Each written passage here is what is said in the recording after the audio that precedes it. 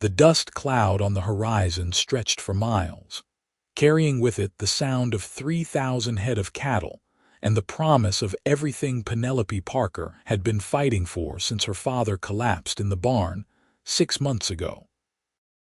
She stood at the edge of the ranch house porch, her worn leather boots planted firmly on sun-bleached wood, watching the riders approach through the shimmering heat of the Nevada afternoon in this summer of 1882, knowing that what she was about to ask would change everything or cost her what little remained of her pride.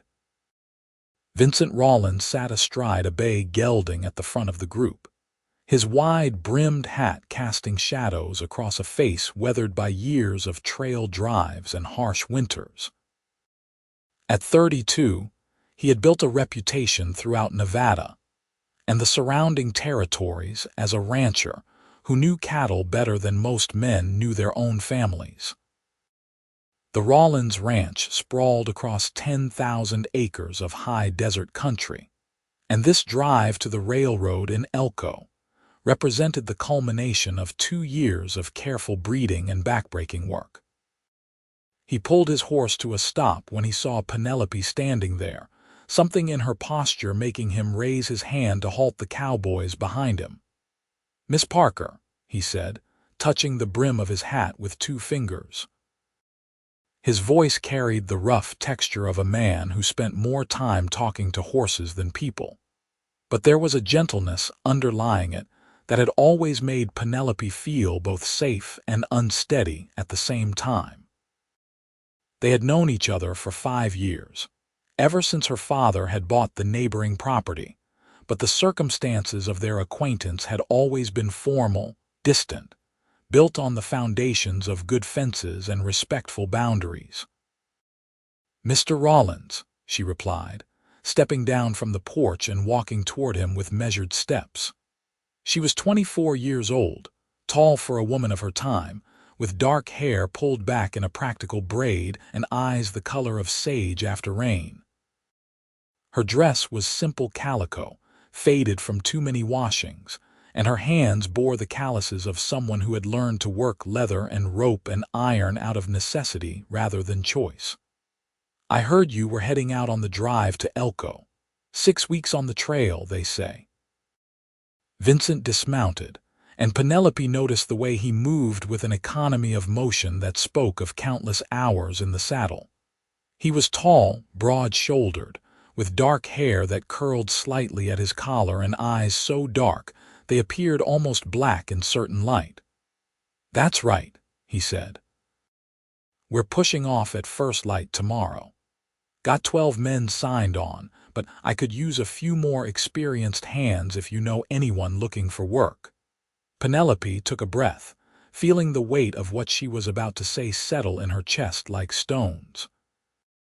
Around them, the other cowboys had started to dismount, giving them a respectful distance but clearly curious about this unexpected stop. She recognized most of them, men who had worked for Vincent for years, loyal and skilled. Her mouth felt dry despite the canteen she had drained an hour earlier while fixing the broken fence line on the north pasture. "I am asking you to hire me," she said, the words coming out steady and clear, despite the racing of her heart. "I have been working my father's ranch alone since he took sick. I can ride as well as any man you have got, rope better than most, and I know cattle. More than that, I need the money this job would pay.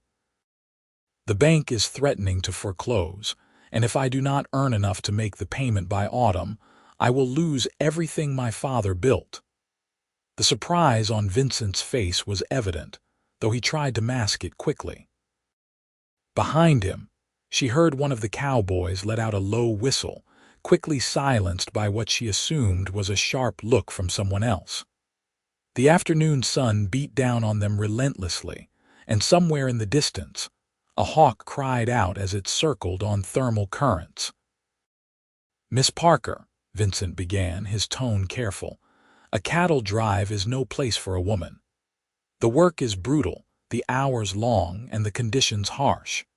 We will be sleeping on the ground, eating dust, dealing with river crossings and possible storms and every kind of trouble the trail can throw at us.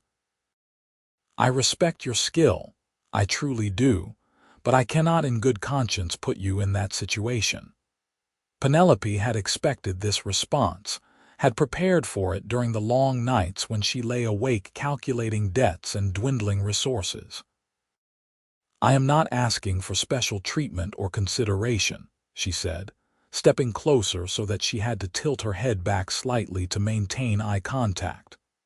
I am asking for a fair wage for fair work. You said yourself you need experienced hands. I have been running a ranch on my own. I have delivered breech calves, broken horses, tracked down strays in country rough enough to break a man's neck. What I have not done is give up, and I am not about to start now.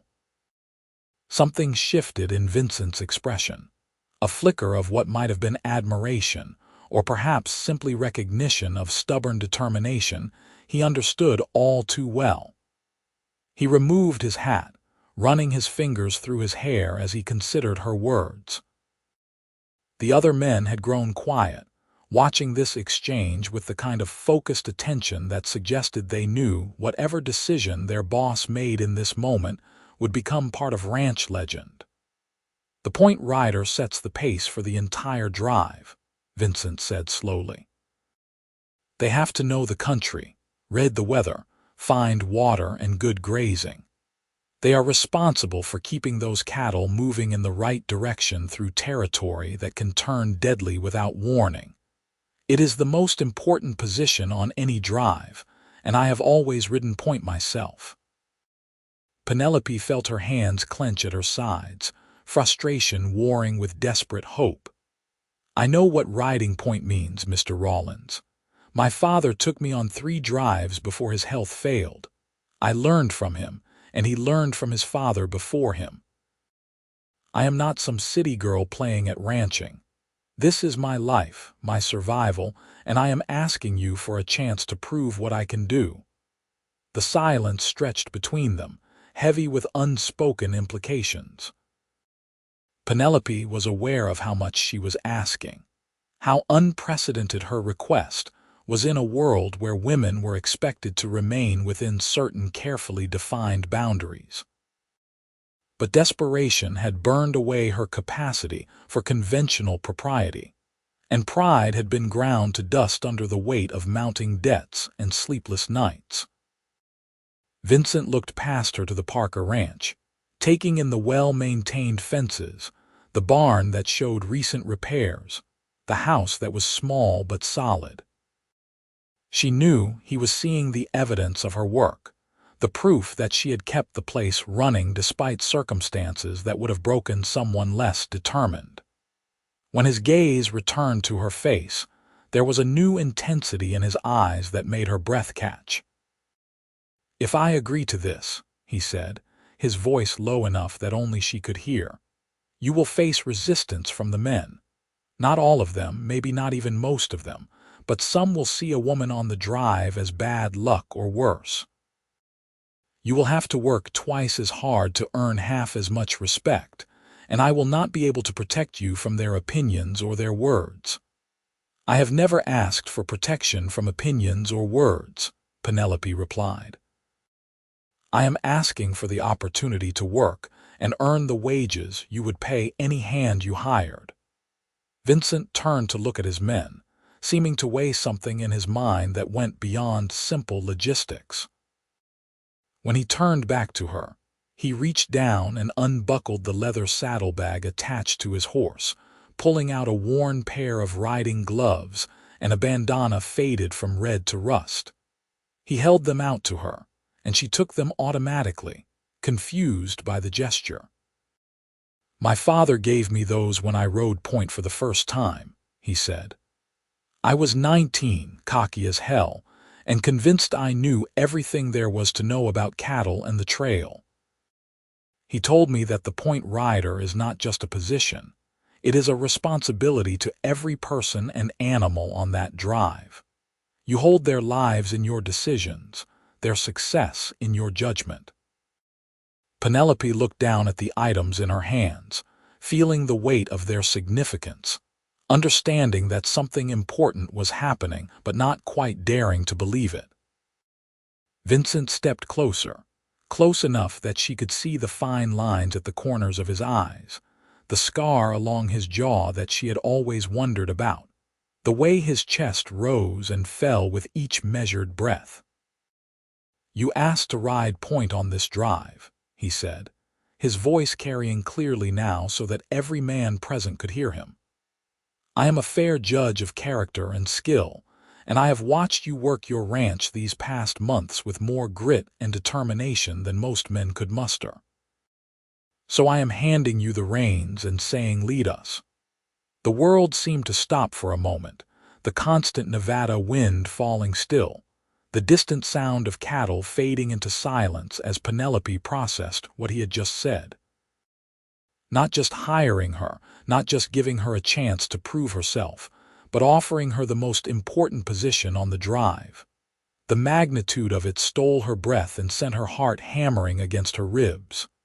"Vincent," she said, using his first name without thinking, "I will not let you down. I swear it on everything I hold sacred, you will not regret this decision." He smiled then, a slow curve of his lips that transformed his usually serious face into something warmer, more approachable. "I know you will not," he said simply. Then, louder, addressing his crew, "Miss Parker will be riding point. I expect every one of you to treat her with the same respect you would show me and to follow her lead as you would mine. Anyone who has a problem with that can collect their pay now and find other work." The men exchanged glances, and Penelope held her breath, waiting to see if any of them would take Vincent up on his offer. But one by one, they nodded, some with more enthusiasm than others but none with outright rebellion. An older cowboy named Joe Mackenzie, who Penelope knew had worked for Vincent since the beginning, stepped forward and touched his hat brim to her. "Welcome to the crew, Miss Parker," he said. "Looking forward to seeing what you can do." The tension in Penelope's shoulders eased slightly, though she knew this was only the first hurdle of many she would face. "Thank you, Joe," she said. "I appreciate that more than you know." Vincent outlined the details quickly and efficiently. They would be leaving at dawn from his ranch, which meant Penelope needed to be there by 4 in the morning with her horse, and whatever gear she could carry in a bedroll and saddlebag. The pay would be the same as any point rider commanded, $75 for the 6-week journey, with a bonus if they made good time and delivered the herd in top condition. It was more money than Penelope had seen in months, enough to make her bank payment and have something left over for winter supplies. After Vincent and his men rode off toward their ranch, Penelope stood in the settling dust for a long moment, still holding the gloves and bandana he had given her. The weight of what she had agreed to settled over her gradually, bringing with it equal measures of exhilaration and terror. She had asked for this opportunity, fought for it, and now she would have to prove that Vincent's faith in her was not misplaced. The rest of that day and evening passed in a blur of preparation.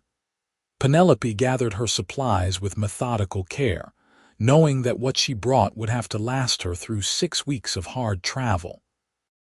She packed her father's old saddle, the leather worn soft from years of use, and checked every inch of it for weak points that might fail under the strain of long days. Her horse, a sturdy buckskin mare named Sagebrush that she had raised from a foal, got extra grain and a thorough grooming.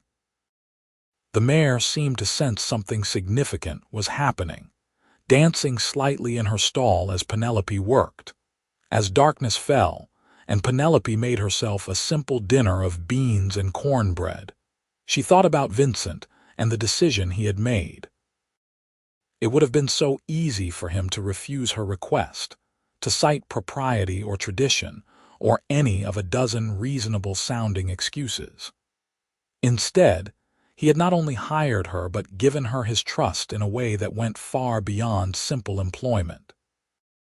She wondered what had motivated him, whether it was truly just respect for her abilities, or if there might be something more underneath the surface.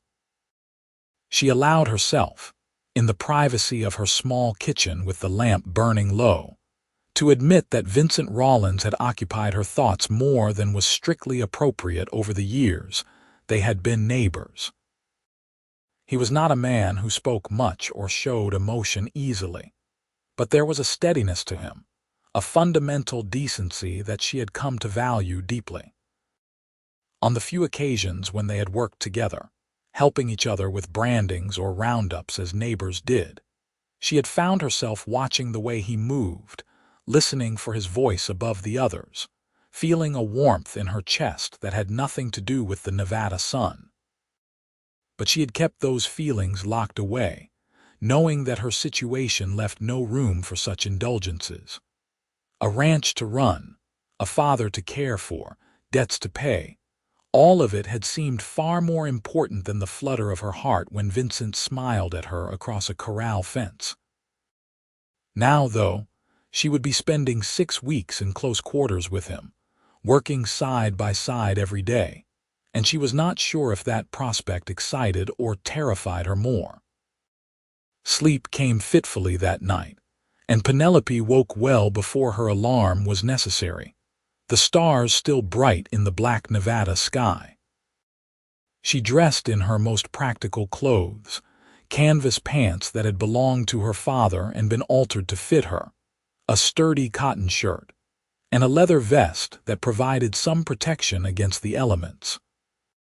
Her hat was wide-brimmed and well broken in, and she tied Vincent's bandana around her neck, feeling the softness of the fabric against her skin. By the time she rode into Vincent's ranch yard, the eastern horizon was just beginning to lighten with the promise of dawn. The massive herd was already being roused from their night bedding ground, the sound of lowing cattle and shouting men filling the air.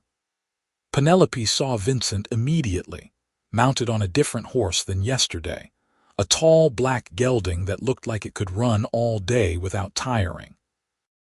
He was deep in conversation with Joe Mackenzie and another cowboy she did not know, but he looked up when she approached, his face unreadable in the pre-dawn darkness. "Miss Parker," he said, riding over to meet her. "I was not entirely sure you would come." "I said I would be here," Penelope replied, keeping her voice steady despite the butterflies in her stomach. "I do not make promises I cannot keep." He nodded as if this confirmed something he had suspected. "The herd is ready. We have got 3,000 head, mostly Herefords with some Longhorns mixed in. The route takes us north through Carlin, then northeast toward Elko. Should be about 150 miles, give or take, depending on how straight a line we can manage. Average 15 miles a day if all goes well, less if we hit trouble." Penelope had studied the route in her mind 100 times, remembering the trails her father had taken, the landmarks he had pointed out. "Water will be the main concern," she said. "The Humboldt River will be our lifeline for most of the journey, but there are stretches where we will have to push hard to make the next reliable source."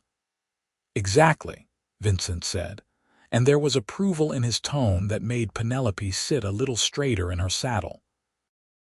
"I will be riding swing position, helping to keep the herd moving and tight.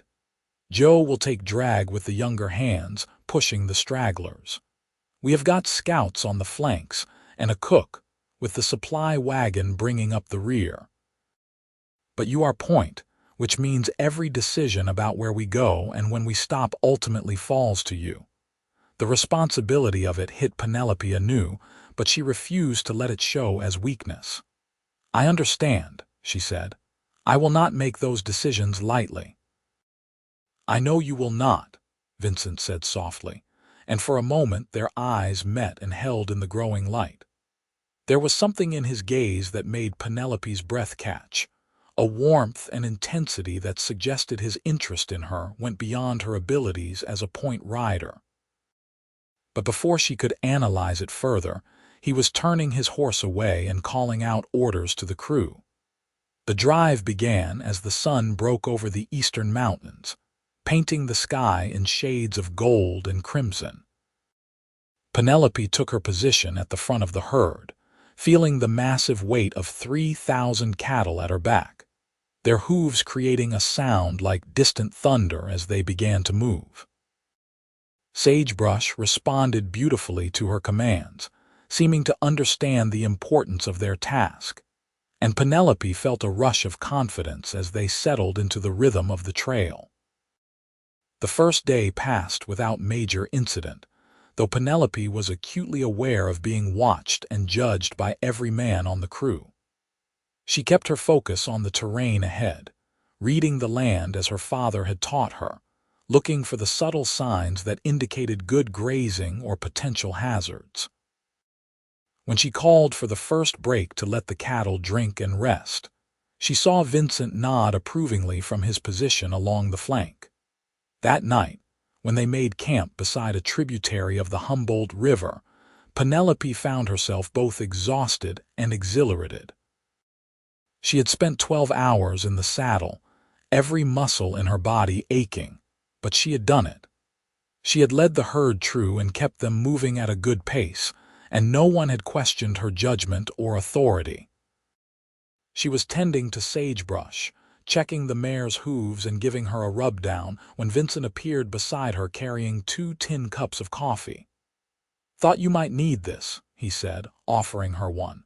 "Thank you," Penelope said, accepting it gratefully. The coffee was strong and bitter, exactly what she needed. They stood in comfortable silence for a moment, watching the stars emerge in the darkening sky. "You did well today," Vincent said finally. "Better than well, actually. You have got good instincts and a feel for the land." The men noticed. Penelope felt warmth spread through her chest that had nothing to do with the coffee. "I had a good teacher," she said. "My father knew cattle drives like some men know scripture." "How is he doing?" Vincent asked gently. "Your father, I mean." "I heard he took sick, but I did not want to intrude by asking too many questions." Penelope stared down into her coffee cup, the pain of it still fresh despite the months that had passed. "He is gone," she said quietly. "He died 3 weeks ago, pneumonia that turned to fever. I buried him on the ranch, in the spot where he used to watch the sunset." Vincent was silent for a long moment, and when Penelope looked up, she saw genuine sorrow in his eyes. "I am so sorry, Penelope," he said, using her first name for the first time. "I wish I had known. I would have come to pay my respects."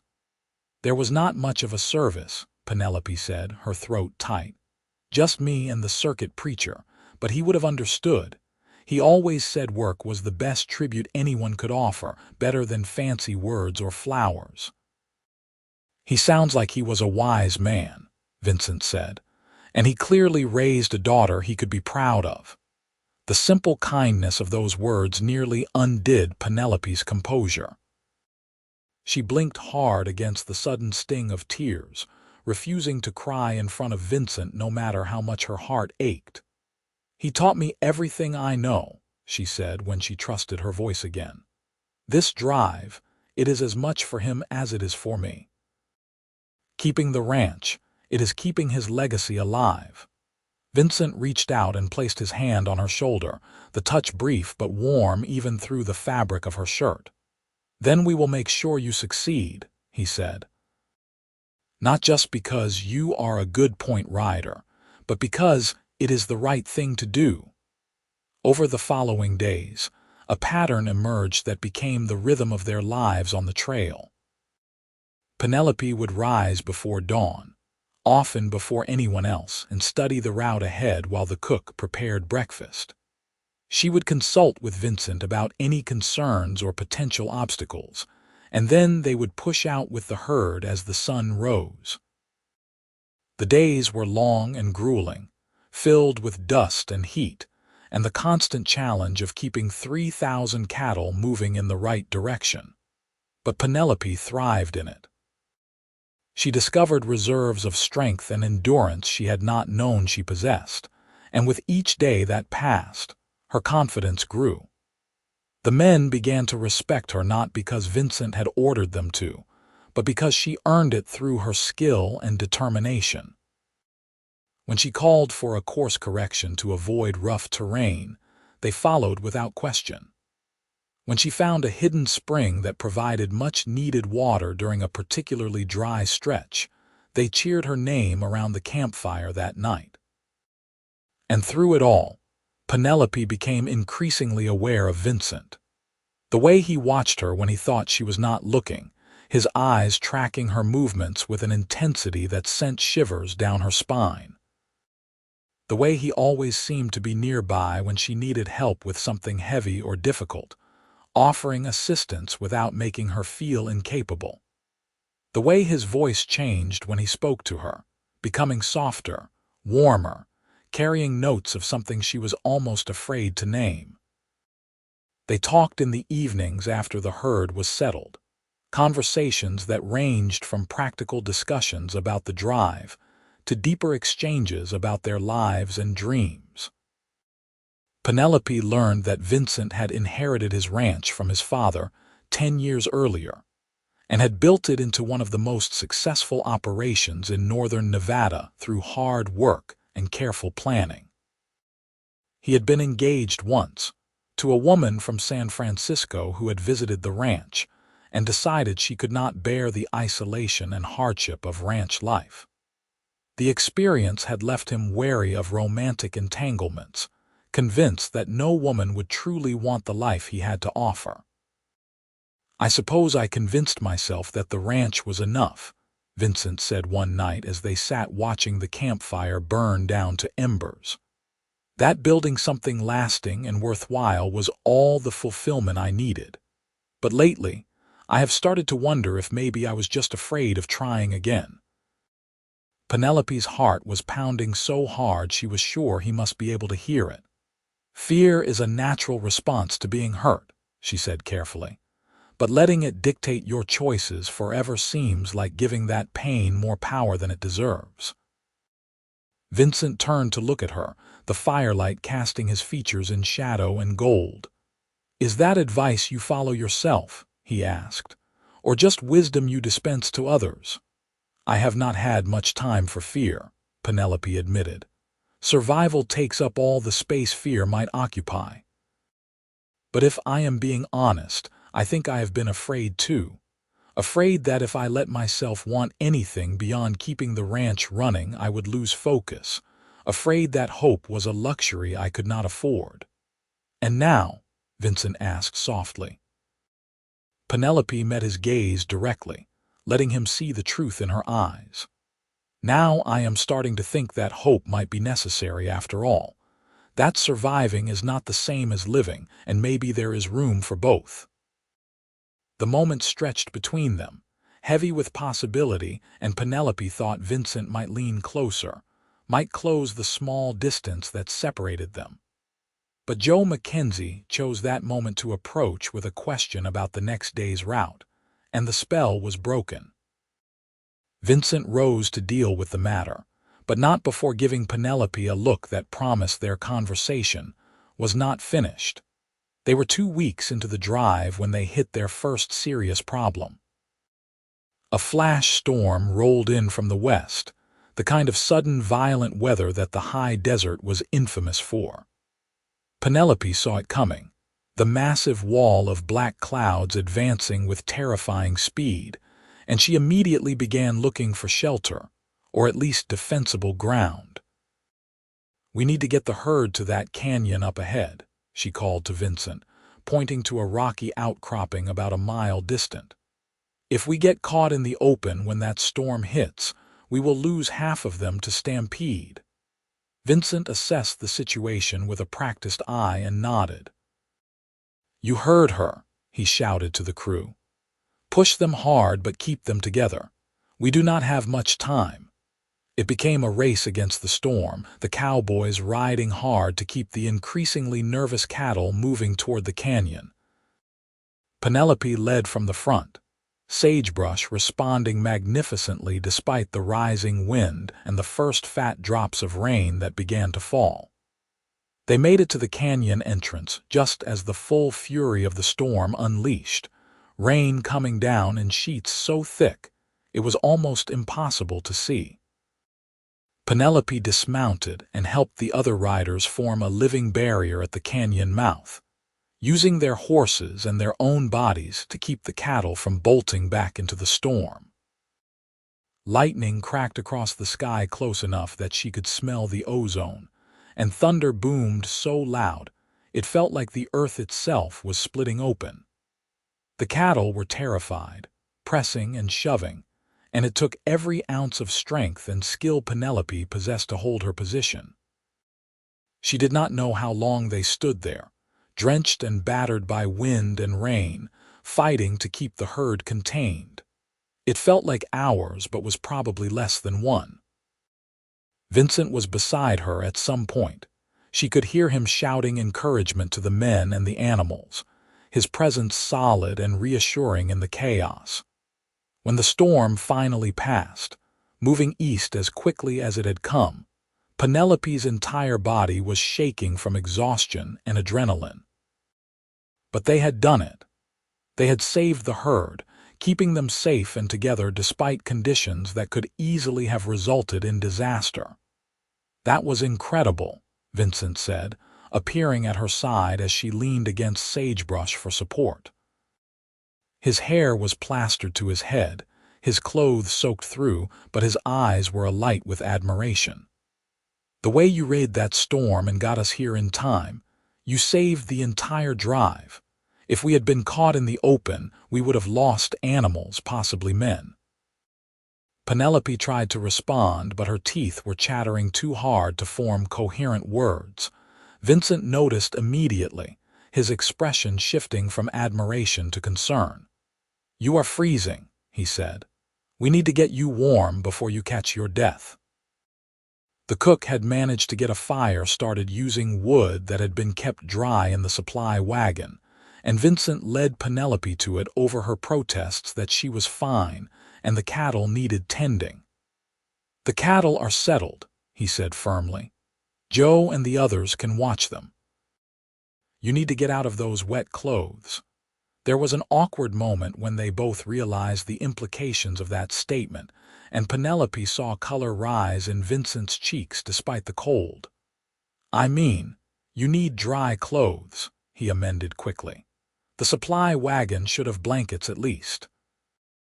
But the supply wagon was still making its way through the mud created by the storm, and the only dry blankets available belonged to the individual cowboys. Without hesitation, Vincent went to his bedroll and pulled out his spare shirt and a thick wool blanket.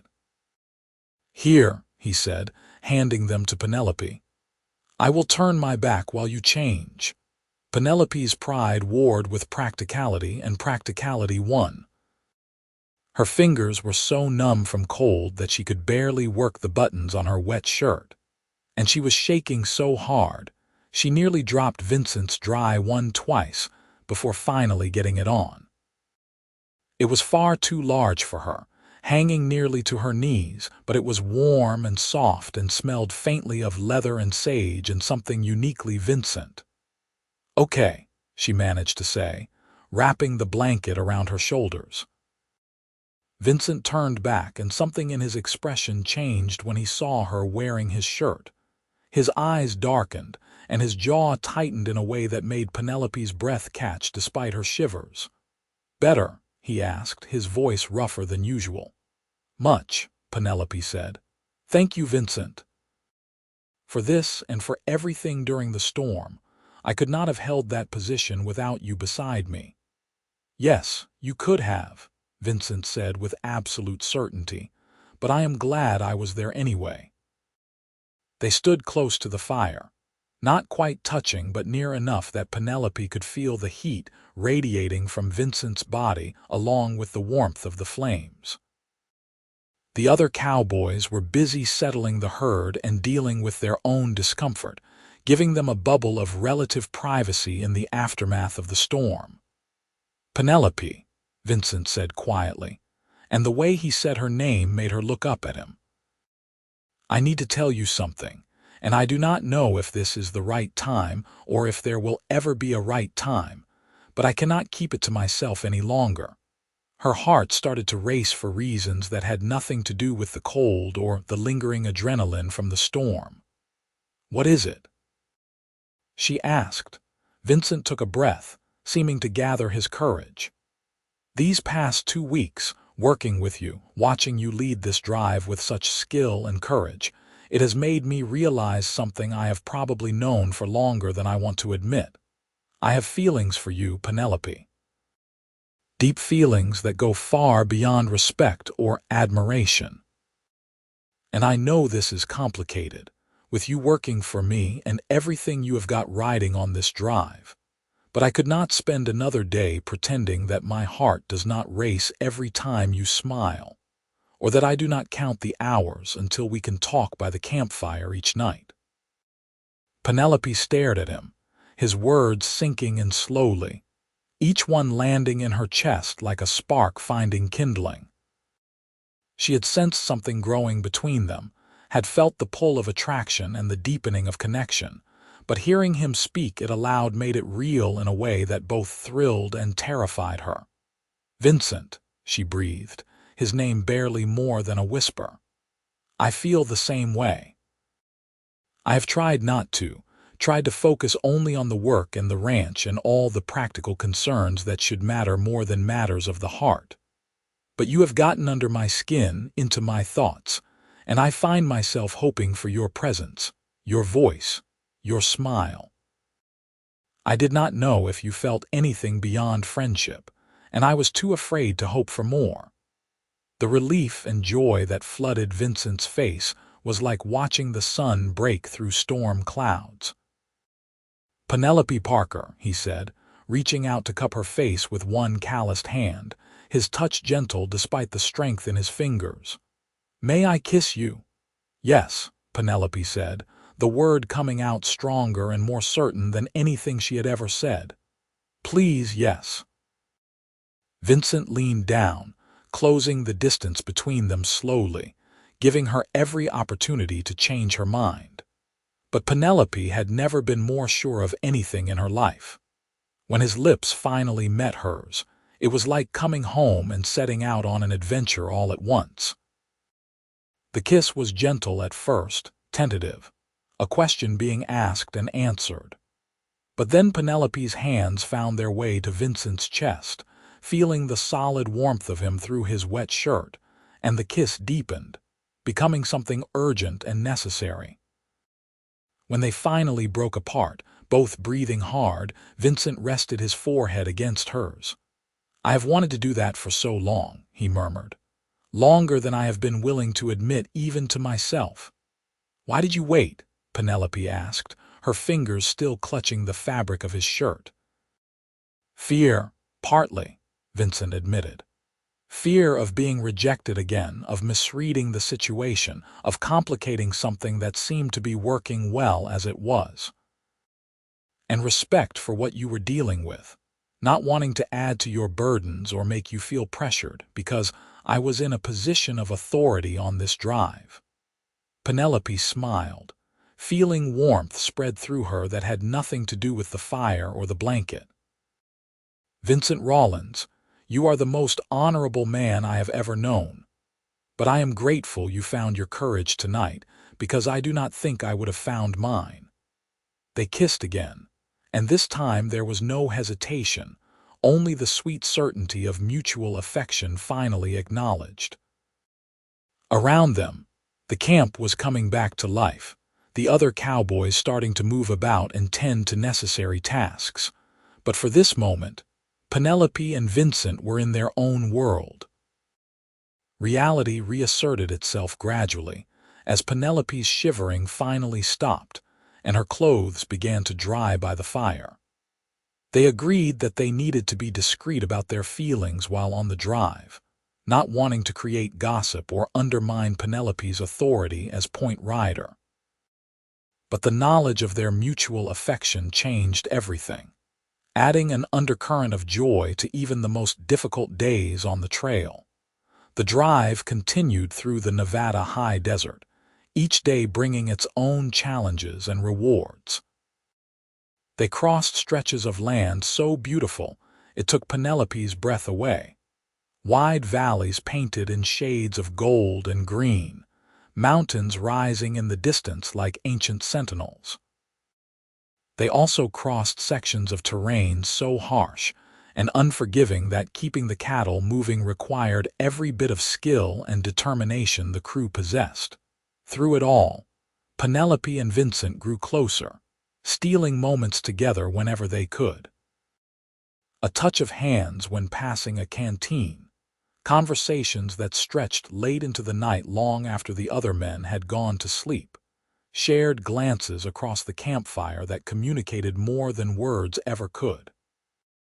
Penelope had never imagined that falling in love could feel like this, exhilarating and terrifying and absolutely right all at once. They were 4 weeks into the drive, making good time and approaching the halfway point between Carlin and Elko, when they encountered another group of travelers. A family in a covered wagon, looking worn and desperate, flagged them down as the herd approached. Vincent and Penelope rode forward to meet them, and Penelope's heart ached at the sight of the young mother holding a crying infant, her face drawn with exhaustion and fear. "Please," the woman said, "we have been on the road for 3 weeks, heading to Elko to meet my husband who went ahead to find work. But our axle broke 2 days ago and we have used the last of our supplies. Can you spare anything? Food, water, anything at all?" Penelope looked at the children in the wagon, 3 of them ranging in age from perhaps 2 to 7, all of them thin and hungry looking. Without hesitation, she turned to Vincent. "We have to help them," she said. "Agreed," Vincent said immediately. He called for the supply wagon and spoke to the cook, who put together a package of dried beef, beans, flour, and coffee. Penelope added her own canteen, freshly filled that morning, and Vincent contributed a tool kit that included what they would need to make a temporary repair to the axle. While some of the cowboys helped the family fix their wagon, Penelope sat with the mother, learning that her name was Sarah and she was only 19 years old, thrust into this desperate journey by circumstances beyond her control. "I do not know how to thank you," Sarah said, tears streaming down her face. "We were at the end of our strength. I was starting to think we would not make it." "You are going to make it," Penelope said firmly, taking the young woman's hand. "You are stronger than you know, and you are going to reach Elko and reunite with your husband and build a good life. I believe that with my whole heart." When the family was ready to continue their journey, properly supplied and with a functioning wagon, Sarah hugged Penelope tightly. "You are an angel," she whispered. "Both of you, I will never forget this kindness." As they watched the wagon roll away, Vincent moved to stand beside Penelope. "That was the right thing to do," he said quietly, "even though it means less in our supplies and a delay to our schedule." "Some things are more important than schedules," Penelope replied. "Those children needed help, and we had the means to provide it. How could we do anything else?" Vincent took her hand, linking their fingers together in full view of anyone who cared to look. "This is one of the many reasons I love you," he said simply. The words hung in the air between them, momentous and perfect. Penelope turned to face him fully, seeing the truth of his feelings written plainly in his eyes. "You love me?" she asked, needing to hear it again to be certain she had not imagined it. "I love you," Vincent repeated, stronger this time. "I think I have loved you from the moment you stood on your porch and demanded a place on this drive, all courage and determination and refusal to give up. But I know I love you now, after seeing your strength and kindness, and the way you care about people beyond yourself. I love you, Penelope Parker, and I want you to know that before another day passes." Joy bubbled up in Penelope's chest, so intense it felt like she might burst from the force of it. "I love you too," she said, laughing and crying at the same time. "I love your steadiness and your honor and the way you see people for who they truly are. I love how you gave me a chance when you could have easily said no, and how you have supported me every step of this journey. I love you, Vincent Rawlins, with everything I am." They kissed there in the open, not caring who saw or what they might think.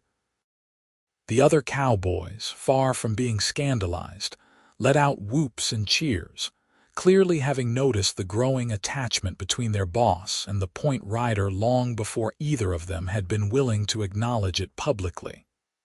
That night, the mood around the campfire was celebratory. Joe Mackenzie pulled out a harmonica he had been carrying and played tunes that had half the men singing along. Penelope sat beside Vincent, his arm around her shoulders, feeling happier than she could remember being in years. The future, which had seemed so uncertain and frightening such a short time ago, now held the promise of something beautiful. The final 2 weeks of the drive passed in a blur of long days and longer talks about the future. Vincent made it clear that he wanted Penelope in his life permanently, not just for the duration of the cattle drive. "When we get back," he said one evening, "I want to court you properly. Take you to dinner in town, call on you at your ranch, do all the things we should have been doing if circumstances had been different." "I would like that," Penelope said, leaning into his warmth. "Though I have to admit, I think falling in love on a cattle drive is far more romantic than any restaurant dinner could be." "True," Vincent agreed with a smile. "But you deserve romance in all its forms. Candlelight and flowers and the chance to wear a dress that is not covered in trail dust."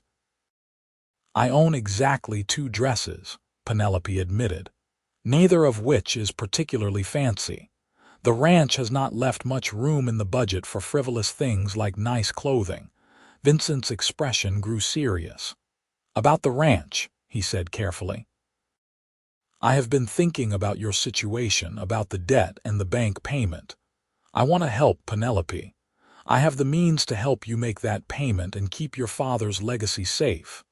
Penelope stiffened slightly, pride warring with practicality. "Vincent, I cannot take your money. This drive, earning my way, that is different from accepting charity." "It would not be charity," Vincent said firmly. "It would be an investment in our future together. Because I am hoping that future might include combining our ranches, building something together that is bigger and stronger than either property alone. But even if I am getting ahead of myself with those hopes, I cannot stand by and watch you lose something that means so much to you when I have the power to prevent it."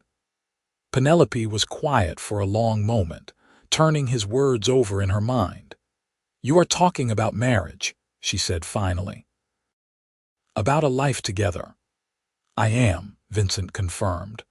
"I know it is fast that we have only really known each other in this way for a few weeks, but Penelope, when something is right, you just know. And this is right. You are right. We are right together." "Yes," Penelope said, the word coming easily despite the magnitude of what she was agreeing to. "Yes to all of it. To a future together, to combining the ranches, to building something that honors both of our families' legacies. I love you, Vincent, and I cannot imagine my life without you in it now." They sealed the agreement with a kiss that held the promise of all their tomorrows, and Penelope felt a sense of peace settle over her that she had not known since her father's death. She was not alone anymore, did not have to carry every burden by herself. She had found a partner in every sense of the word, someone who respected her strength while offering his own. The herd arrived in Elko on a bright morning in late August, exactly 42 days after they had departed from Carlin. Penelope led the cattle into the stockyards with her head held high, knowing that she had done what she set out to do. The buyer was impressed with the condition of the animals, barely showing any signs of the long journey, and he agreed to Vincent's asking price without much negotiation. As Vincent finalized the sale, Penelope found herself surrounded by the other cowboys, all of them offering their congratulations and respect. "You are the best point rider I have ever worked with," Joe Mackenzie said, shaking her hand firmly. "And I have worked with more than a few over the years." "You have got a gift, Miss Parker, and the grit to back it up." "Thank you, Joe," Penelope said, genuinely touched. "I could not have done it without all of you supporting me and following my lead even when you might have had doubts." "No doubts after that first week," another cowboy chimed in. "You proved yourself quick enough, and anyone who says a woman cannot do this work has never seen you in action." When Vincent returned with the payment, his face was split by a huge grin. "We did it," he said, pulling Penelope into a hug that lifted her feet off the ground. "Better time than I projected, better price than I hoped for, and every head accounted for. This is the most successful drive I have ever run." That evening, Vincent took Penelope to dinner at the finest restaurant Elko had to offer, which admittedly was not saying much, but felt luxurious after 6 weeks of eating trail food. Penelope wore one of her 2 dresses, a simple blue cotton that she had pressed as best she could, and Vincent looked handsome in a clean shirt and vest. They sat across from each other at a small table, holding hands above the white cloth, and talked about their plans. "I want to marry you as soon as possible," Vincent said. "Is that too forward? Am I rushing you?" "Not at all," Penelope assured him. "I feel the same way. We have already been living and working together for 6 weeks. I think we know each other well enough to make this commitment." They decided to be married in Carlin, in the small church that Penelope's father had attended whenever the circuit preacher came through. They would invite the entire crew from the drive, the neighbors who had been kind to Penelope during her father's illness, and anyone else who wanted to celebrate with them. After that, they would combine their ranches officially, merging the land and the operations into one unified whole. The wedding took place 3 weeks later, on a September morning when the heat of summer was just beginning to ease into the crisp promise of autumn. Penelope wore a new dress that Vincent had insisted on buying for her, white cotton with lace at the collar and sleeves, and she carried a bouquet of wildflowers that grew on the land between their 2 properties. Vincent wore a black suit that made him look both handsome and slightly uncomfortable, though his eyes never left Penelope's face from the moment she walked down the aisle. The ceremony was simple but heartfelt, with the preacher speaking about partnership and mutual respect, and building a life together on solid foundations. When Vincent slipped a gold band onto Penelope's finger, his hands were steady, but his voice was rough with emotion. "I promise to love you, honor you, and stand beside you through whatever challenges life brings," he said. "You are my partner, my equal, and my heart." Penelope's vows were equally sincere. "I promise to build a life with you based on trust, respect, and love. To work beside you, to support you, and to never give up on what we are creating together. You have given me hope when I had none, and I will spend the rest of my life being worthy of that gift." When the preacher pronounced them husband and wife, the small church erupted in cheers and applause. Vincent kissed Penelope thoroughly, to the delight of the assembled guests, and Penelope laughed against his lips, happier than she had ever imagined possible.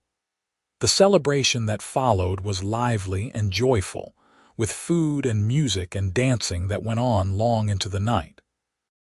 Penelope danced with Vincent, with Joe Mackenzie, with several of the other cowboys from the drive, feeling embraced by a community that had accepted her not despite her unconventional choices, but because of them. As the evening wound down and the stars came out in full glory above the Nevada desert, Vincent and Penelope slipped away from the party and rode out to the place where their two properties met. They stood there together, looking out over land that now belonged to both of them, and Vincent pulled Penelope close.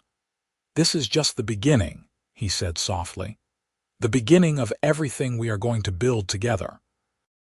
"I know," Penelope replied, resting her head against his chest and listening to the steady beat of his heart.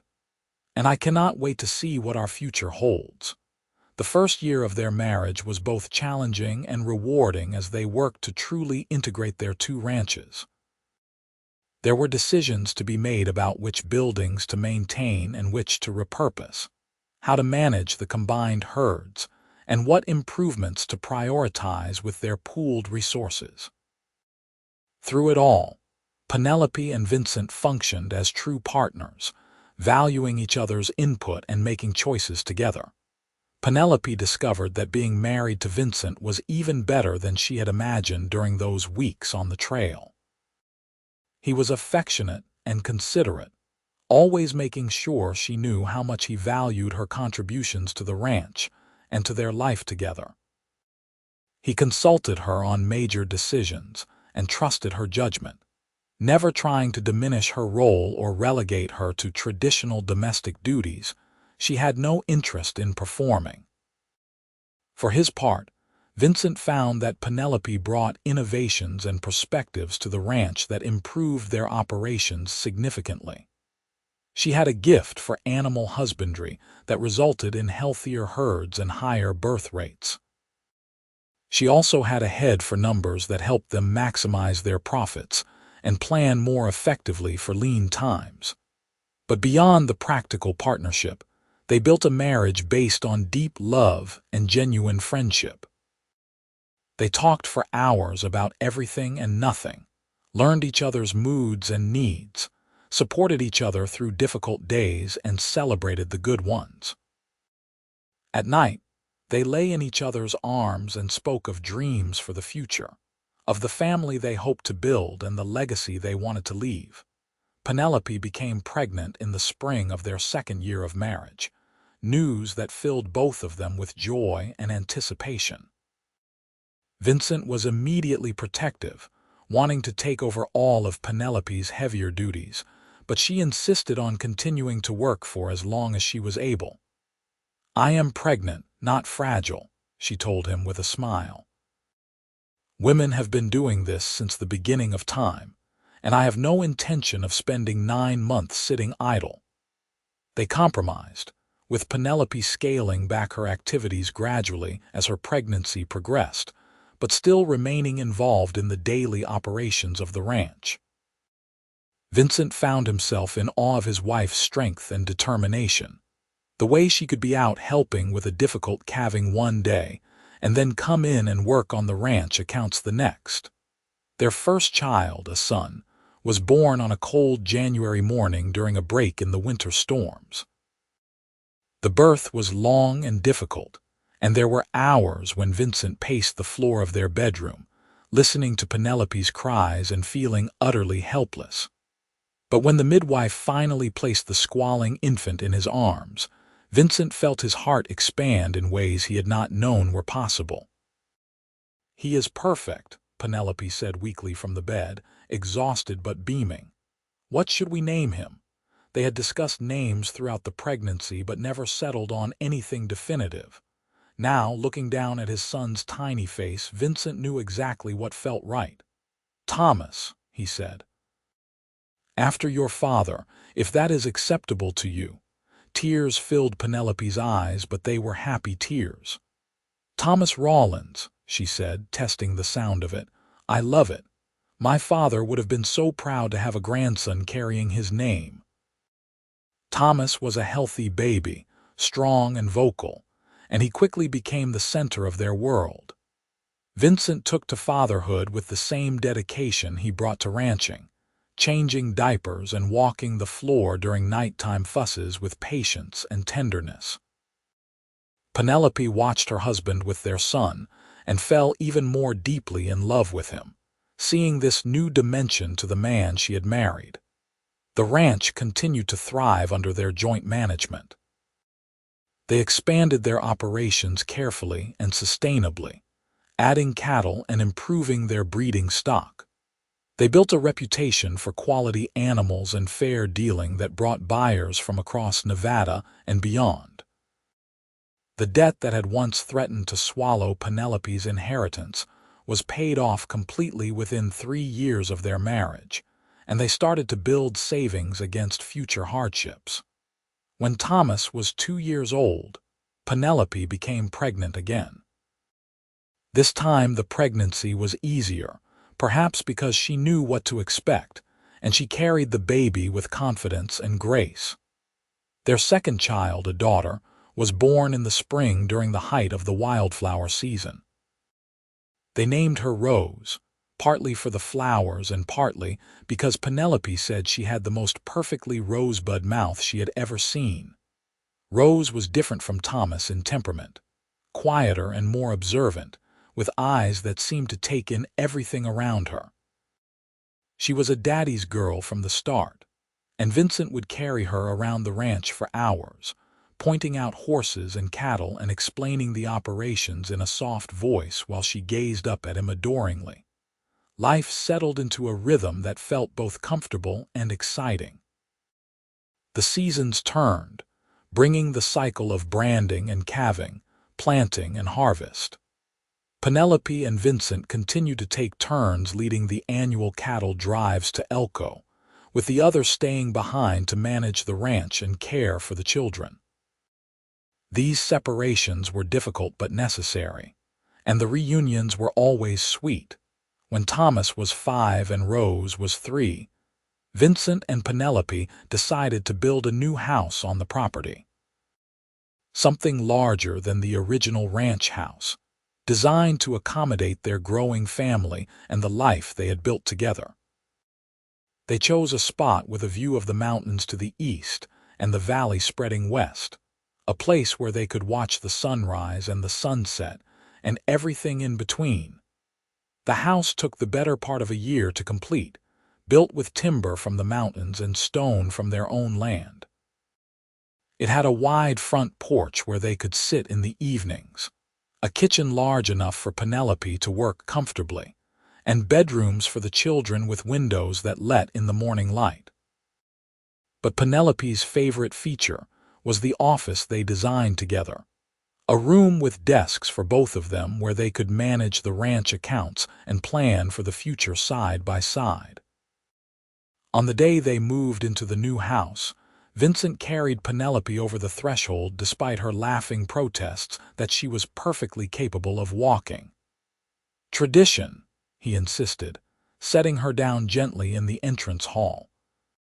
"I carried you over the threshold of our first home, and I will carry you over this one too." "That first home was a lot smaller," Penelope pointed out, still laughing. "You are going to hurt your back if you keep this up." "Worth it," Vincent said, pulling her close for a kiss. Around them, Thomas and Rose ran through the empty rooms, their excited shouts echoing off the new walls, and Penelope felt a profound sense of gratitude for the life they had created. The years continued to pass in a blur of work and family and deep contentment. Penelope and Vincent added a third child to their family when Rose was 4, another son they named James. He was a combination of his older siblings, adventurous like Thomas but thoughtful like Rose, and he added his own unique energy to the household. As the children grew, Penelope and Vincent made sure to teach them the values that had shaped their own lives: hard work, integrity, respect for the land and the animals, the importance of keeping your word and standing by your commitments. Thomas showed a natural affinity for working with horses, spending hours in the corral training and gentling the young stock. Rose surprised everyone by developing a talent for numbers and organization, often helping her mother with the ranch accounts even as a young girl. James seemed to have inherited his parents' leadership abilities, naturally taking charge in group situations and showing wisdom beyond his years. On their 10th wedding anniversary, Vincent surprised Penelope by having a special saddle made for her, tooled with intricate designs and fitted precisely to her specifications. "For the woman who asked to ride Point and changed my life forever," the card attached to it read. Penelope was deeply moved by the gift, running her fingers over the fine leatherwork and feeling the weight of a decade of shared experiences. "I would do it all again," she said, wrapping her arms around Vincent's waist. "Every difficult moment, every challenge, every fear. Because it led me to you and to this life we have built." "We have built a good life," Vincent agreed. "Better than I ever imagined possible. You took a chance on me when you asked to join that drive, and I took a chance on you when I handed you the reins. Best decision either of us ever made." They stood together on the porch of their home, watching the sun set over their land, their children playing in the yard below. The ranch stretched out around them, thousands of acres of high desert and mountains and valleys, all of it thriving under their careful stewardship. As the years went on, Penelope and Vincent became pillars of their community. They were known for their generosity, often helping neighbors in need and providing work for those who needed it. They raised their children to understand the responsibility that came with their privileged position, teaching them to use their resources to help others whenever possible. When Thomas turned 18, he surprised everyone by announcing that he wanted to attend agricultural college in California, to learn new techniques and innovations that could be brought back to improve the ranch. Vincent and Penelope supported his decision wholeheartedly, proud of his ambition and his commitment to carrying the ranch forward into a new era. Rose, at 16, had already shown such aptitude for the business side of ranching that Penelope had started training her in earnest, teaching her everything she knew about contracts and negotiations and financial planning. Rose had her mother's sharp mind and her father's steady temperament, and it was clear she would be a formidable force in the ranching world when she came of age. James, at 14, was still finding his path, but he showed promise in all areas of ranch work and a natural charisma that drew people to him. Vincent often said that James reminded him of Penelope, with that same fierce determination and refusal to accept limitations. On a warm evening in late summer, when Penelope was 46 and Vincent was 54, they sat together on their porch as they had done countless times over the years. The children were grown or nearly so, the ranch was more successful than ever, and they had lived through droughts and harsh winters and economic downturns, emerging stronger each time. "You ever think about that first cattle drive?" Penelope asked, her head resting on Vincent's shoulder. "How different our lives might have been if things had gone another way." "I think about it often," Vincent admitted. "How close I came to saying no when you asked to join the drive. How easy it would have been to give you some polite excuse and send you on your way. I think about how empty my life would have been without you in it, and it makes me grateful every single day that I had the sense to recognize something special when I saw it." Penelope smiled, lacing her fingers through his. "I was so scared that day," she confessed. "Terrified that you would refuse, that I would lose the ranch, that I would fail at the one thing I needed to succeed at. But I was also determined not to give up without trying. My father taught me that, to fight for what matters no matter how daunting the odds." "Your father would be incredibly proud of you," Vincent said softly. "Of the woman you became, the mother you are, the legacy you have built. We named our first son after him, but all of our children carry his spirit in different ways. That strength and determination, it lives on through you and through them." They sat in comfortable silence for a while, watching the stars emerge in the darkening sky. A coyote called in the distance, and somewhere closer, one of their horses whinnied softly. The sounds of the ranch at peace settled for the night, a symphony they had listened to together for more than 2 decades.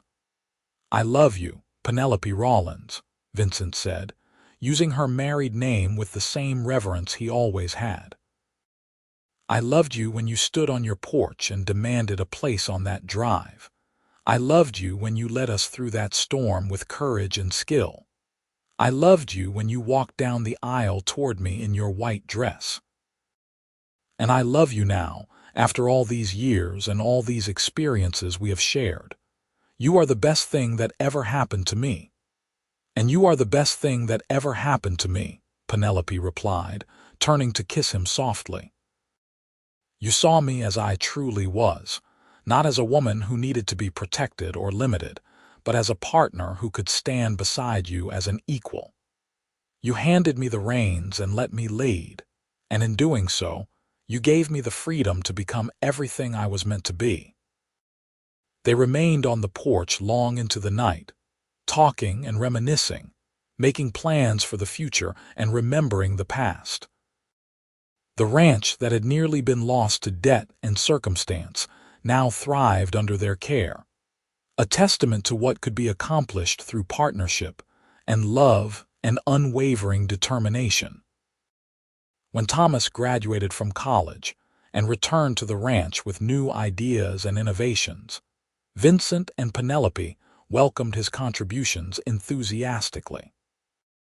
They began to transition some of their responsibilities to their children, trusting the next generation to carry forward the legacy they had built while remaining actively involved in the operations they loved. Rose, who had grown into a sharp and capable young woman, started handling more of the business negotiations, earning respect from buyers and sellers throughout the region for her fair dealing and keen mind. James, who had developed into a skilled horseman and natural leader, took over the training program and quickly established a reputation for producing some of the finest working horses in Nevada. Penelope and Vincent found themselves with more time to enjoy each other's company, to take rides through their land just for the pleasure of it, to sit on their porch and watch the sunset without the constant pressure of immediate concerns. They had worked hard for decades, building something lasting and meaningful, and now they could appreciate the fruits of that labor. On their 25th wedding anniversary, their children organized a celebration that brought together friends and neighbors from across the territory.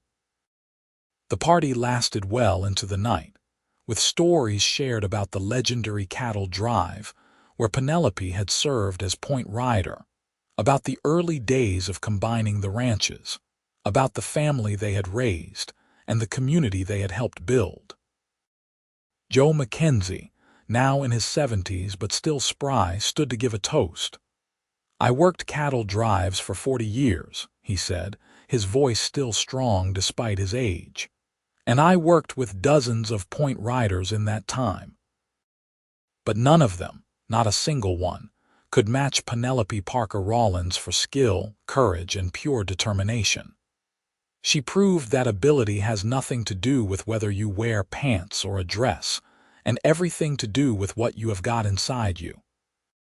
And Vincent Rawlins proved himself to be a man of wisdom and character when he handed her those reins and said, "Lead us."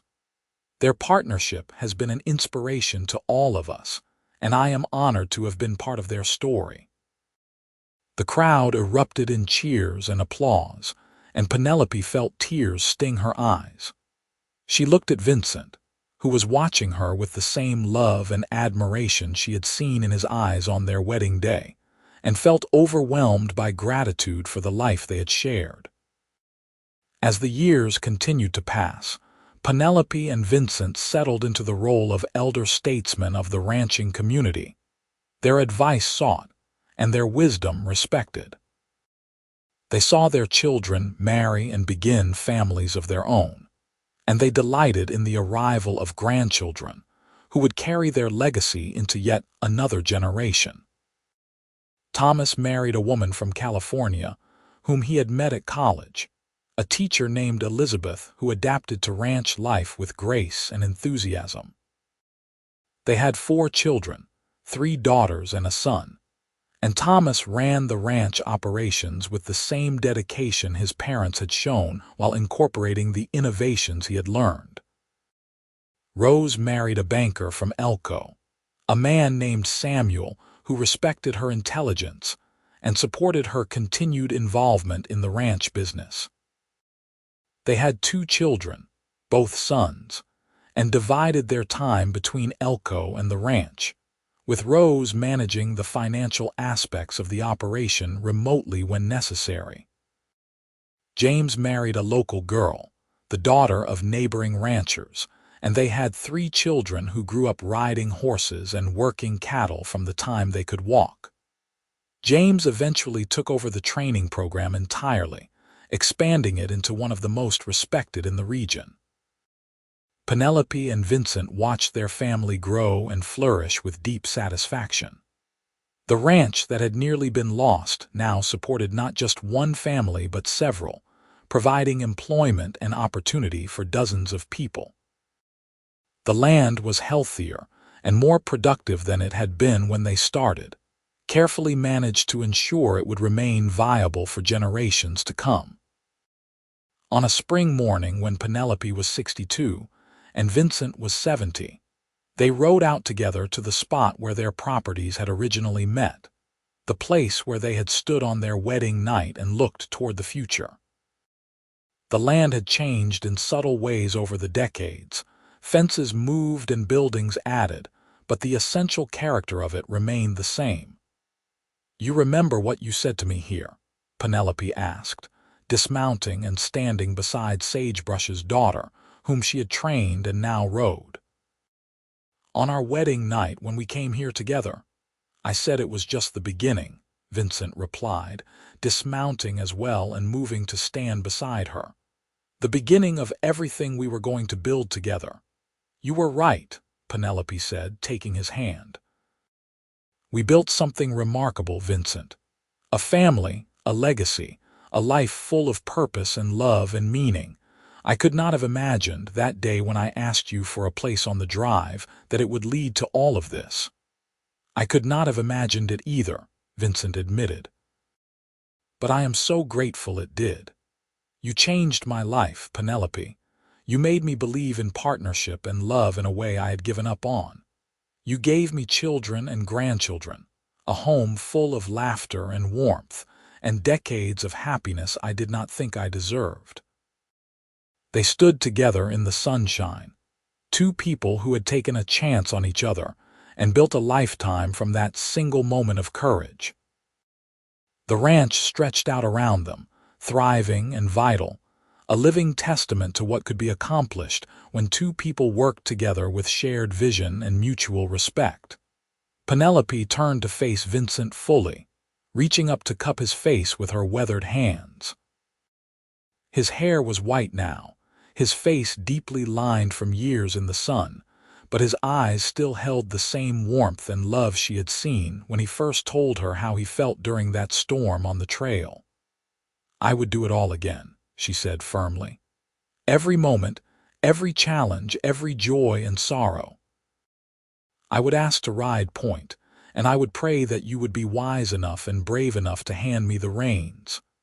And I would hand them to you every single time," Vincent replied, kissing her softly, "because you are the best partner I could ever have hoped for in ranching and in life." They mounted their horses and rode back toward the ranch house together, their pace leisurely, enjoying the warmth of the spring sunshine and the companionship that had sustained them through decades of marriage. Smoke rose from the chimney of the house, indicating that one of their daughters-in-law was preparing the midday meal, and they could see grandchildren playing in the yard, their laughter carrying on the breeze. As they approached, Thomas came out of the barn to meet them, a smile on his face. "Mother, father," he said, "we have got good news. The herd we are taking to Elko next month is the finest we have ever assembled. The breeding program you started has really paid off." "That is wonderful," Penelope said, pride evident in her voice. Your father and I always believed that investing in quality stock would yield results over time. It is gratifying to see that vision realized. They spent the afternoon with their family, gathered around the long table they had built to accommodate everyone during holidays and celebrations.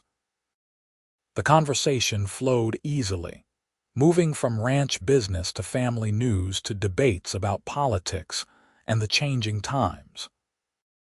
Penelope listened to her children and grandchildren, seeing reflections of herself and Vincent in their faces and mannerisms, knowing that the values they had worked so hard to instill were being carried forward.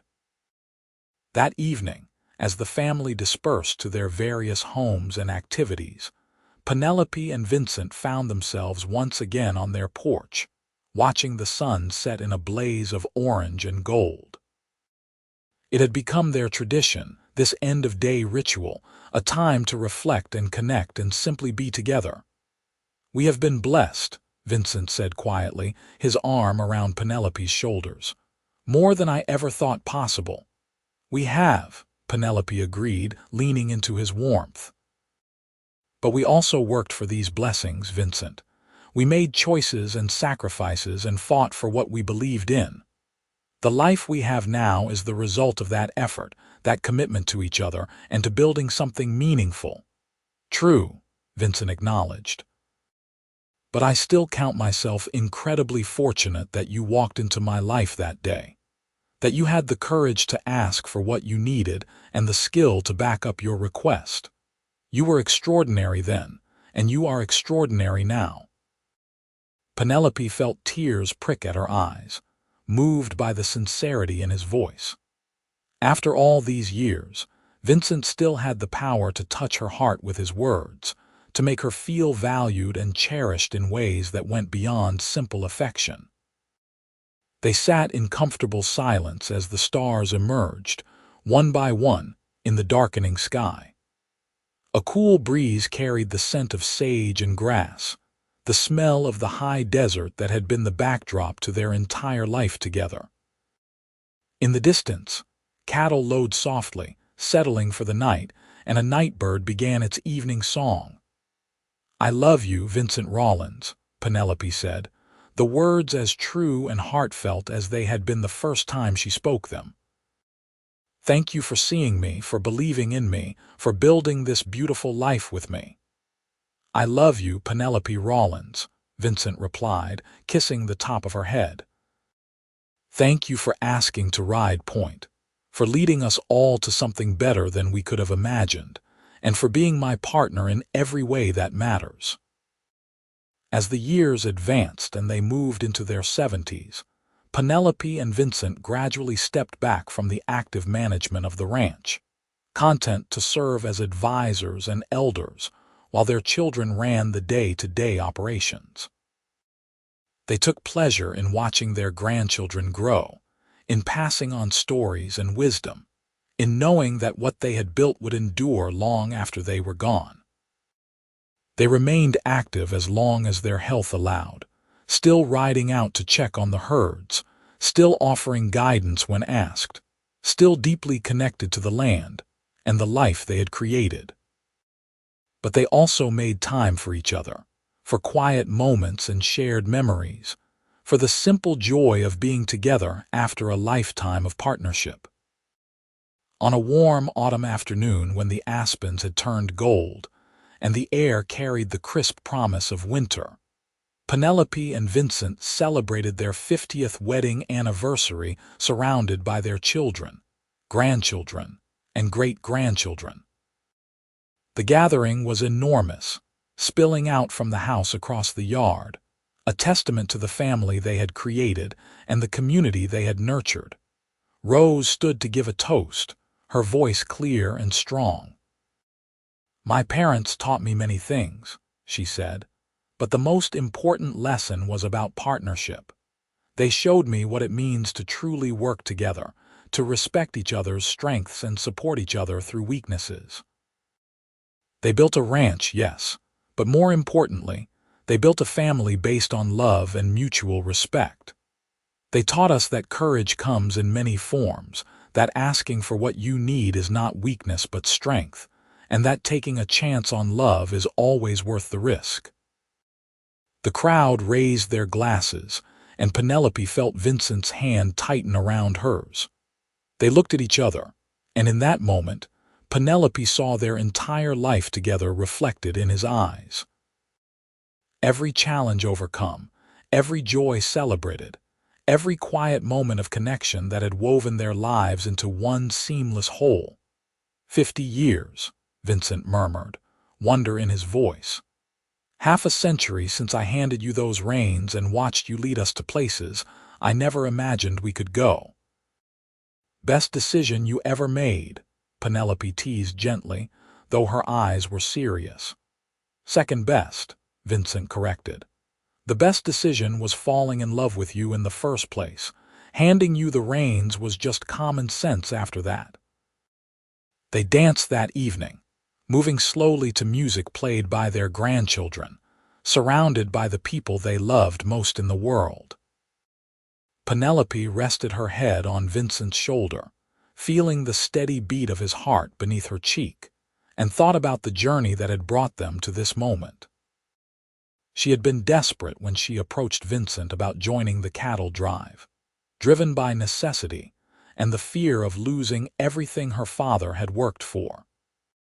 She could never have predicted that asking for a place on that drive would lead to finding a partner who would reshape her understanding of what was possible, who would challenge her to be her best self while loving her exactly as she was. Vincent had been wary when Penelope made her request, scarred by past heartbreak and convinced that solitude was safer than risking his heart again.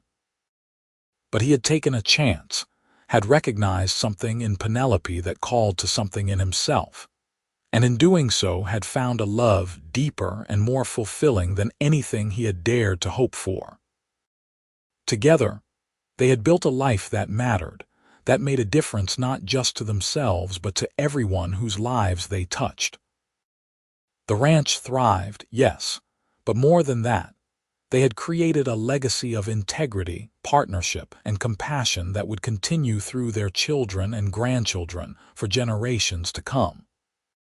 As the celebration wound down and the last guests departed, Penelope and Vincent found themselves once again on their porch, the place where so many important moments had unfolded over the decades. The night was clear and cold, the stars brilliant against the black sky, and Penelope pulled a blanket around her shoulders against the chill. "What are you thinking?" Vincent asked, pulling her close to share his warmth. "I am thinking about legacy," Penelope said thoughtfully. "About what we leave behind when our time here is done. We have built something remarkable, Vincent. Not just the ranch, though that is significant, but the family we have raised and the values we have instilled.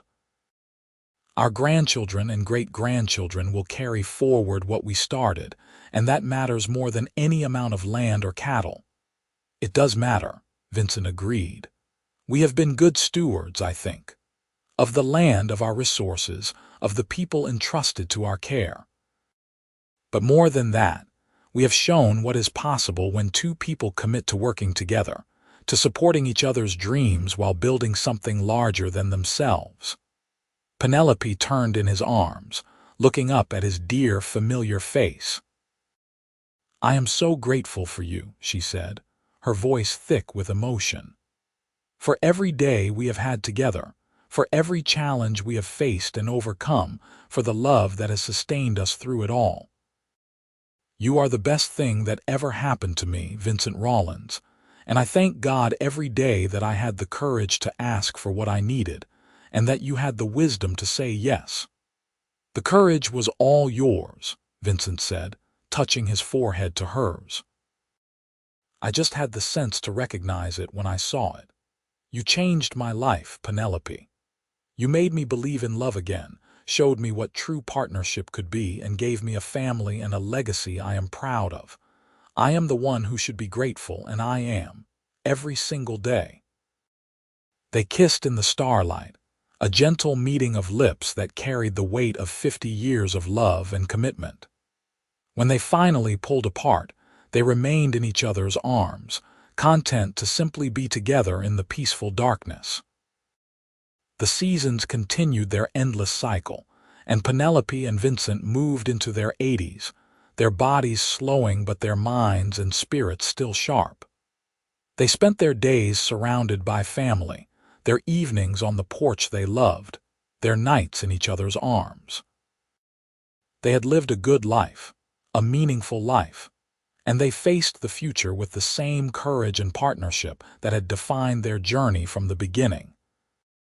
On a spring morning much like the one when they had first combined their properties, Vincent woke to find Penelope already up, standing at the window and watching the sunrise paint the mountains in shades of pink and gold.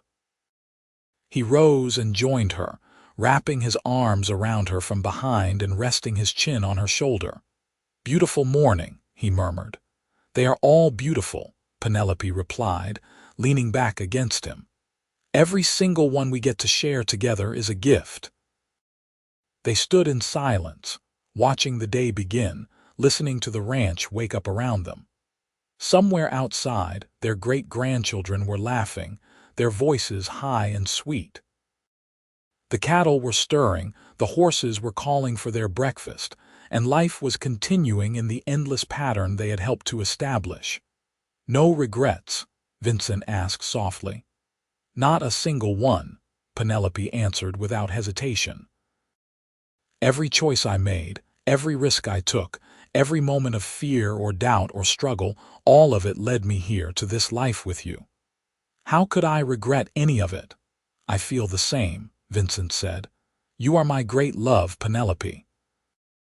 My partner, my best friend, the mother of my children and the grandmother to their children. You are woven into every part of my life, and I cannot imagine existing without you." "Then it is good we do not have to," Penelope said, turning in his arms to face him. "We have right now, this moment, and that is enough. It has always been enough." They kissed gently, a reaffirmation of vows spoken 50 years earlier and renewed every day since. When they pulled apart, they went about their morning routine, the comfortable dance of two people who had shared space and life for so long. They moved in perfect synchronization. That afternoon, their children and grandchildren gathered for a family meeting about the ranch, and Penelope and Vincent sat at the head of the table, proud of the capable people who had grown from the seeds they had planted. The meeting covered business matters, decisions about expansion and investment and long-term planning, and Penelope and Vincent contributed when asked, but were content to let the younger generations lead. When the formal business was concluded, Thomas stood and pulled out a document he had been working on with his siblings. Father," he said, his voice formal but warm, "we wanted to present you with something. We have been working on a history of the ranch, documenting how it came to be and how it grew under your management. We want future generations to know the story, to understand the courage and determination that built what we have now." He handed the bound document to Penelope, and she opened it with trembling hands. The first page showed a photograph she had never seen before, taken during their wedding, of her and Vincent standing together on the church steps, their faces radiant with joy and love. Subsequent pages told their story, from the cattle drive where they met to the combining of their ranches to the family they had built.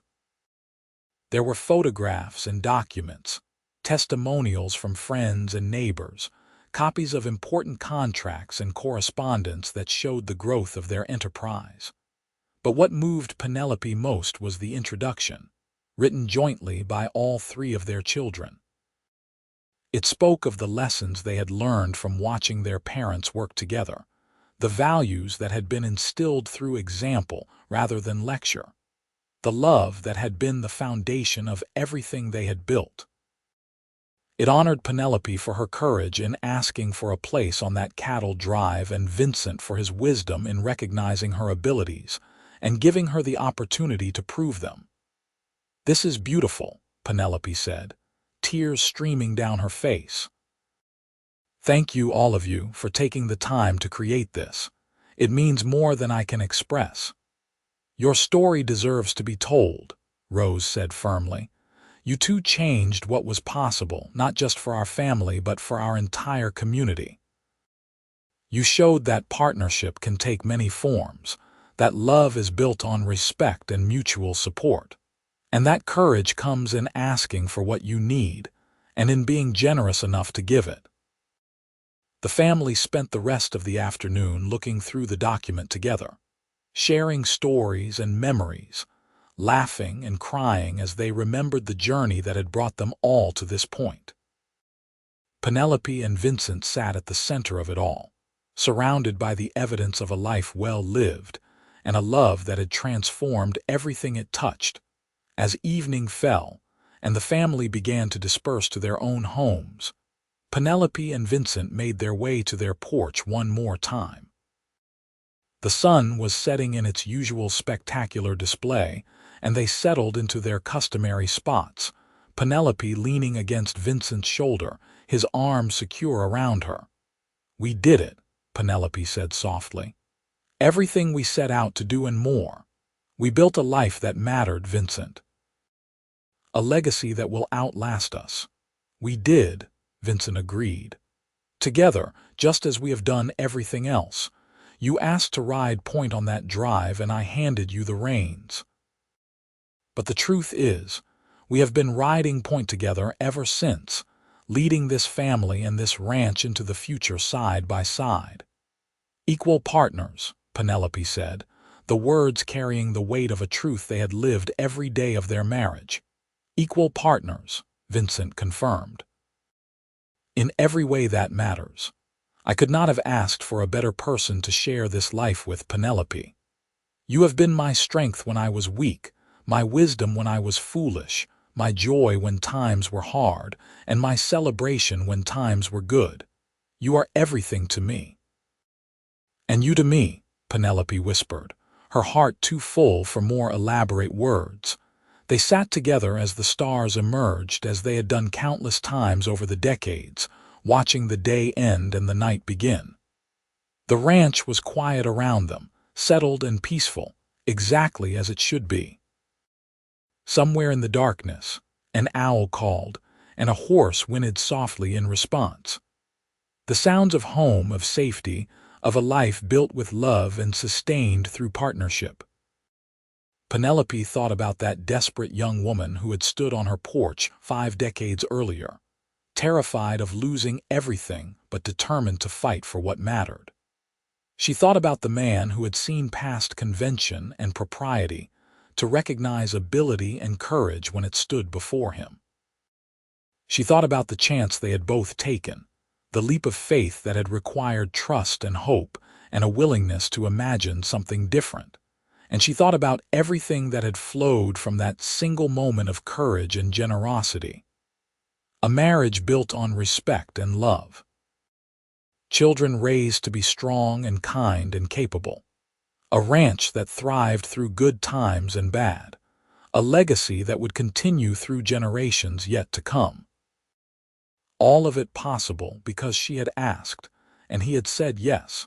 Because she had been brave enough to reach for what she needed, and he had been wise enough to recognize that giving her a chance would enrich both their lives beyond measure.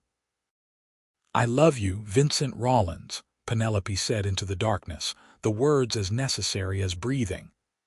"I love you, Penelope Rawlins," Vincent replied, his voice warm and certain. "Always have, always will." They remained on the porch until the cold drove them inside, until the night was deep and the stars were brilliant overhead. They went to bed in the room they had shared for 50 years, in the house they had built together, on the land they had stewarded with care and wisdom. They held each other close, grateful for another day, another evening, another moment of connection in a lifetime full of them. The ranch would continue after they were gone, carried forward by capable hands and loving hearts. The story of how it came to be, of the cattle drive and the leap of faith and the partnership that transformed two separate properties into one thriving legacy, would be told and retold by generations who carried their blood and their values. The land would endure, the family would grow, and the love that had been the foundation of it all would echo through time, a testament to what was possible when two people chose courage over fear and partnership over isolation. Penelope Parker had asked to ride point on a cattle drive, desperate to save her father's ranch from foreclosure. Vincent Rawlins had handed her the reins and said, "Lead us," recognizing in her the strength and skill that would prove to be everything he needed in a partner. Together, they had built a life that exceeded anything either of them could have imagined alone, proving that the greatest adventures and the deepest loves often begin with a simple act of courage and a generous response. Their story was complete, their circle closed, their legacy secure in the hands of those who would carry it forward. And on quiet evenings on the ranch, when the sun set over the Nevada high desert and the stars emerged in their timeless patterns, it was easy to imagine two figures on a porch, still together after all these years, still in love, still grateful for the day when courage met wisdom and created something beautiful that would last forever.